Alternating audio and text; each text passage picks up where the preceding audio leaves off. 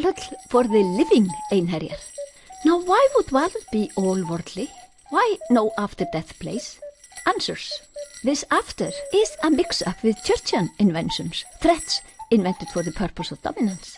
When an individual soul leaves its body, the soul merges into consciousness, which a soul in essence is. Each individual consciousness, soul, needs a body for walking and thinking and for her spiritual evolution on earth. In Helja there is no need for that, so no physical needs in Helja. As we know, Hel is famous for her hospitality of no food, no heating, no comfort, which is because souls need not any such commodities. There is no death when a soul leaves its body, only change in the relative phase of life. Geri and Freki take care of that in the case of body stuff. There is no boon nor punishment for souls. Soul never suffers. In Valhöll, spears are used to amend the roof. Armor is scattered on benches. In other words, weapons are obsolete. Peace prevails. Andhrímnir, eldhrímnir, sæhrímnir in Valhöll are the all-worldly 5 elements, höfuðskepnur, main created, in the 5-3 contraction, structured by the all-pervading pattern in Ginnungagap. And space, air, eld, fire, sæ, water. Hrímnir can here mean the purified or the rhyming state of höfuðskepnur. Ymir means the sounding, bang. Who becomes the 5 höfuðskepnur, who in turn are but gungnir, vibrations, or 5 vibrational modes. Gungnir is registered by the senses of living creatures. We activate matter in creation with attention.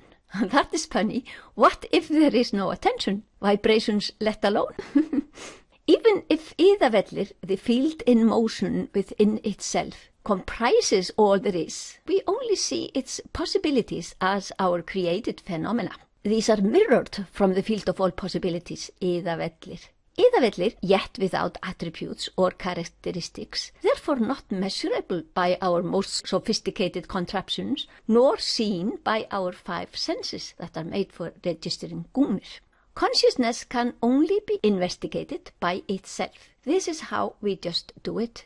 There are complications when we explain the unseen for the one who knows not that he is consciousness. Personifications are a trap. They keep us on the surface. Even if we succeed in conveying intellectual understanding, that is not enough. That is what loddfafnir in Hávamál is all about. We might want to know, we might understand intellectually, but yet not fathom the profundity, therefore might not be able to apply the stuff we learn to recite.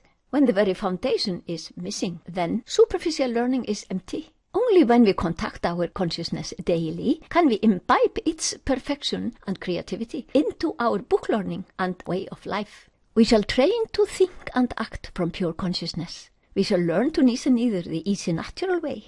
If we strive or think, or if we imagine, anticipate, all that will keep the thought on the relative sphere. We so just obstruct the spontaneous process.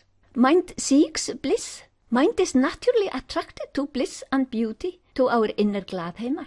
We know not that bliss is within. It is overshadowed as our senses bring the abundance of all worldly gungnir out there to our brain. The out there is illusionary. Look inside. A concept of a God up there somewhere directs the mind to the wrong direction. Try a 180-degree turn to live Ásgarður, which is in here.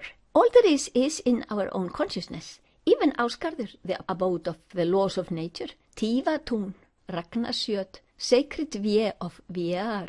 Consciousness is the most fundamental level of nature. The whole universe is in consciousness. So Freyja, our universe, is in our consciousness. And she still is, when we make a body to live in, for our individual consciousness, soul, to walk and think in the universe, Freyja. This is of utmost importance to understand. We, as an individual consciousness, live in Freyja, yet all universes are in consciousness. Once we see this, we can understand why thinking and acting in consciousness is so powerful.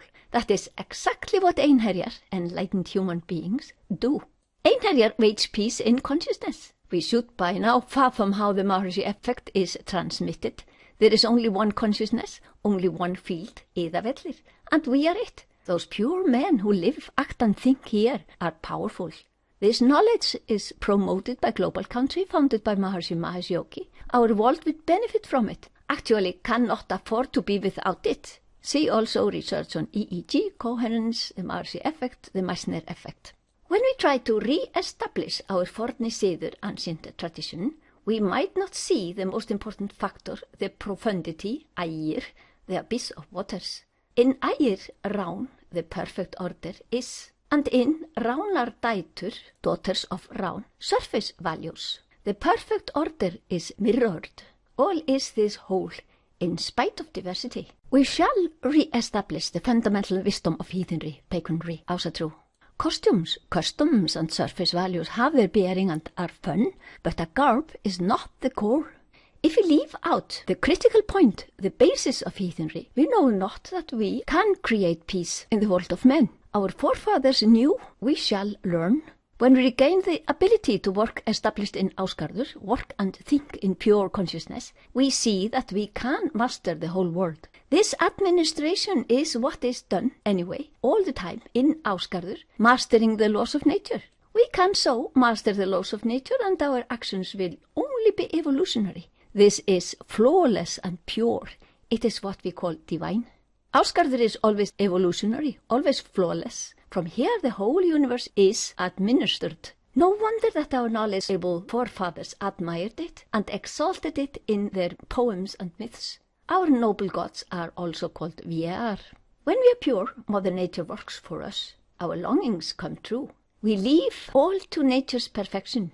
But if we are crude and violate her laws, if we fuck up her perfection in our ignorance, when we go astray, violate her laws, we create imbalance. Then she can tolerate us only to a certain extent. Then she will burst. This is how a mother is. She loves her naughty kids, but do not strain her love. Stress in us is impurities. It is noisy function which obstructs natural experience of pure consciousness. We have to batter our tröll, ignorance, away by our purifying nýsa niður technique. We so enliven the evolutionary aspect of the laws of nature. We shall never again violate the laws of nature.